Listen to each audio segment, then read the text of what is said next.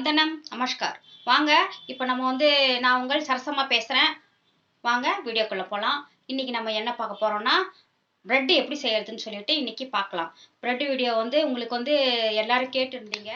தேவையான பொருட்கள் பார்க்கலாம். ப்ரெட்டுக்கு பாருங்கள், மைதா 300 கிராம், பால் 1 கப்பு, ஈஸ்ட் 2.5 ஸ்பூனு. பாருங்கள், இப்போ மைதா எடுத்துக்கிட்டோம். நம்ம மைதாவில் சர்க்கரை, உப்பு 2 ஸ்பூன் சர்க்கரை எடுத்துக்கோங்க. பால் அரை கப்பில் நல்ல வெதுவெதுப்பான பாலில் 2.5 ஸ்பூனு ஈஸ்ட்டு போட்டுக்குங்க. சர்க்கரை 1 ஸ்பூன் போட்டுக்குங்க. சரிங்களா? பாருங்கள், 2.5 ஸ்பூனு. பாருங்கள், 1 ஸ்பூன் போட்டேன்னா இன்னொரு ஸ்பூன் போட்டுக்குங்க. அரை ஸ்பூனு, 2.5 ஸ்பூனு, அரை கிளாஸ் வெதுவெதுப்பான பாலில் 2.5 ஸ்பூனு ஈஸ்ட் போட்டு கலந்துக்குங்க. ஈஸ்ட் நல்லா ப்ரூஃப் ஆகி வரட்டும். நல்லா புஷ்ஷுன்னு வரும். ஒரு 5 நிமிஷம் அதை அப்படியே கலக்கிட்டு வச்சிருங்க. சரிங்களா? மாவு, மைதா மாவு எடுத்துருக்கேன் 300 கிராமு. நல்லா ஜெலிச்சிக்குங்க மைதாவை. ஃபஸ்ட்டு நல்லா ஜெலிச்சாதான் உங்களுக்கு அந்த மைதாவில் எதனா கட்டியாக எதனா இருந்ததுன்னா அதெல்லாம் க்ளீன் ஆகிடும். நல்லா ஜெலிச்சு நைஸாக எடுத்துக்குங்க. சர்க்கரை 1 ஸ்பூன் மாவில் போட்டுக்குங்க. 1 சிட்டிகை உப்பு போட்டுக்குங்க. வெண்ணெய் போட்டுக்குங்க. கண்டிப்பாக வெண்ணெய் நிறைய போட்டிங்கன்னா கூட நல்லது. ரூம் டெம்பரேச்சருக்கு எடுத்து வச்சுருங்க வெண்ணெயை. இப்போது ஈஸ்ட் ப்ரூஃப் ஆகிடுச்சான்னு பார்க்கலாம். அது பாருங்கள், எப்படி சூப்பராக ஆகிட்டுக்குது பாருங்கள். நல்லா வெதுவெதுப்பான பாலில் வைக்கவே நல்லா புஷ்ஷுன்னு வந்துட்டு இருக்குது. ஈஸ்ட்டு எடுத்து மாவில் ஊற்றிக்கலாம். வெண்ணெய் 2 இது நான் போட்டிருக்கேன். அது பாருங்கள், ஈஸ்ட் பாலை இதில் சேர்த்துருங்க.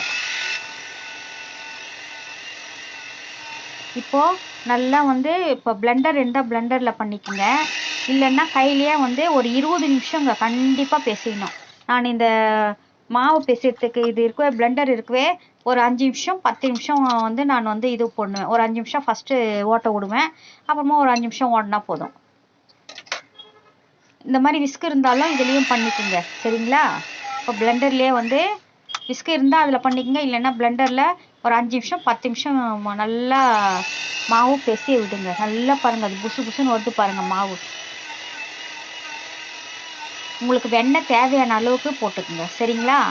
பேக்கிங் பவுடர் போட்டுக்குங்க. பேக்கிங் சோடா போடாதீங்க. இருந்தால் பேக்கிங் பவுடர் பேக்கிங் சோடா போட்டுக்கலாம். ஆனால் நான் போடலை. எனக்கு ஈஸ்டே ப்ரூஃப் ஆகிடும்னு சொல்லிட்டு விட்டுட்டேன். கொஞ்சோண்டு பேக்கிங் பவுடர் இருந்தால் போட்டுக்குங்க. நான் இது பிளெண்டரில் நல்லா அடிக்குது இல்லைங்களா, அதனால் நல்லா நல்ல நல்ல பபுள் மாதிரி நல்லா வரும் அது மாவு. அதனால் அது பாருங்கள், பிளெண்டரில் வச்சு நல்லா ஒரு 10 நிமிஷம் நம்ம ஒரு 5 நிமிஷம் ஃபஸ்ட்டு போட்டுருங்க. அதுமாதிரி சூடாகாத திருப்பி 5 நிமிஷம் போட்டு பிசைஞ்சு மாவை மூடி ஒரு 2 ஹவர் 3 ஹவருக்கு மூடி வச்சிடலாம். சரிங்களா?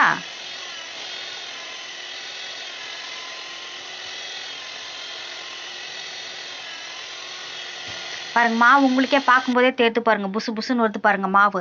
இப்போவே பாருங்கள், கையில் இந்த மாதிரி தான் ஒட்டும். பரவாயில்ல, ஒட்டட்டும். நீங்கள் அது அப்படியே இருக்கட்டும். அப்படியே மூடி போட்டு ஒரு 2 ஹவர் 3 ஹவருக்கு நீங்கள் மூடி போட்டு நல்லா வார்மான பிளேஸில் வச்சுருங்க. சரிங்களா? நம்ம ஃப்ரிட்ஜுக்கு மேலே வைக்கலாம். ஏன்னா அது கொஞ்சம் சூடாக இருக்கு இல்லையா, அது மேலே வைங்க. எங்கேயோ உங்களுக்கு வார்மாக இருக்கிற இடத்துல அதை வச்சுருங்க. பாருங்கள், இந்த இதில் இப்போ பேக்கிங் செய்கிறோம் இல்லைங்களா, அந்த பாக்ஸுக்கு நம்ம வெண்ணெய் போட்டு தேய்ச்சிக்கலாம். ஃபஸ்ட்டு வெண்ணெய் போட்டு உள்ளே ஃபுல்லாக தேய்ச்சிக்கங்க. அதுக்கு மேலே ஷீட்டு போடுறதுனா போட்டுக்கங்க. ப்ரெட்டுக்கு உங்களுக்கு ஷீட்டு போடலைன்னா கூட பரவாயில்ல, இருந்தாலும் போட்டுக்கிறோன்னு நினைக்கிறவங்க போட்டுக்குங்க. நான் கீழே ஷீட்டு போடுவேன், ஏன்னா ஈஸியாக எடுக்க வரும்னு. அந்த வெண்ணெயிலே ஒட்டின்னு வந்துடும் இல்லைங்களா, அதனால் நல்லா வெண்ணெய் போட்டு தேய்ச்சிட்டு பேக்கிங் ஷீட் இருந்தால் நீங்கள் போட்டு விட்டுடுங்க. கீழேயும் பாருங்கள், இப்போ மாவு எடுக்க போகிறோம். இதில் மாற்றுறதுக்கு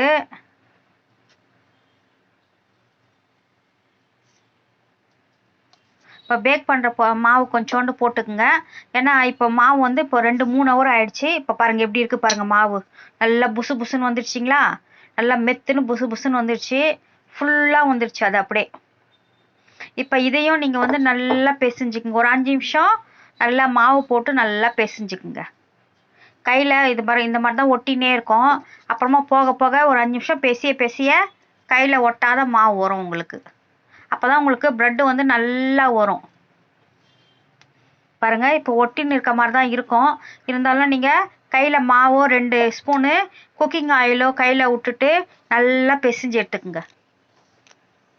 அப்போ தன்னால் அந்த மாவு வந்து திக்னஸ் கொஞ்சம் திக்காக வந்துடும். நான் கையில் பாருங்கள் வெண்ணெய் தேய்ச்சிக்கிறேன். ஏன்னா கொஞ்சம் அது பிசு பிசுப்பு இல்லாத அந்த இதுக்கும் நல்லாயிருக்கும். குக்கிங் ஆயில் வேணும்னா 2 ஸ்பூன் விட்டுக்குங்க.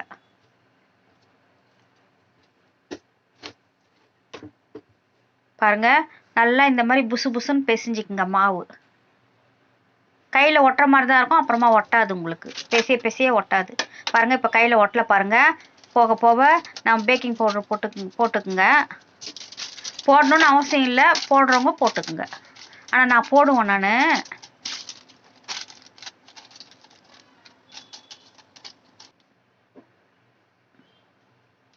பாருங்கள் மாவு கையில் ஒட்டாத வருது பாருங்கள். இந்த மாதிரி நல்லா கொஞ்சம் இதுவாக பண்ணிக்கின்னு நல்லா சதுரமாக பண்ணுற மாதிரி பண்ணிக்கின்னு இந்த இதில் பேக்கிங் பாக்ஸில் வச்சுருங்க. நம்ம அவனில் வந்து 180 சென்டிகிரேட்டில் வச்சுட்டு ஃப்ரீ ஹீட் ஃபஸ்ட்டு பண்ணிவிட்டு 180 இதில் வச்சுட்டு ஒரு 25 நிமிஷம் 30 நிமிஷம் நம்ம வச்சோம்னா ப்ரெட்டு வந்து நல்லா வந்து நம்மளுக்கு வந்துடும். சரிங்களா? இந்த மாதிரி கரெக்டாக இது பண்ணி வச்சுக்கோங்க. ஏன்னா இது ஃபுல்லாக வைக்காதீங்க. இப்போ திருப்பி இதை வந்து ஒரு 15 நிமிஷம் வந்து பேக் இது அப்படியே இது ஆகட்டும், ப்ரூஃப் ஆகட்டும், அப்படியே வச்சு வைங்க. பாருங்க ப்ரெட்டு செய்யும்போது முக்கியமாக பார்க்க வேண்டியது நம்ம வந்து 1 ஹவர் 2 ஹவர் வந்து ப்ரூஃப் ஆகிற வரைக்கும் நம்ம வந்து கண்டிப்பாக விடணும். இப்போ திருப்பி நம்ம வந்து ப்ரெட்டு செய்கிற இதிலே வச்சுட்டோம், நம்ம பேக்கிங் இதுலேயே அதில் வச்சுட்டு இப்போ வந்து 1 ஹவரு நம்ம வந்து விட்டுடலாம். அப்புறமா வந்து நம்ம வந்து அவனில் வந்து ஃப்ரீ ஹீட் பண்ணிவிட்டு நம்ம வந்து அவனில் வந்து வைக்கலாம். ஓகேங்களா?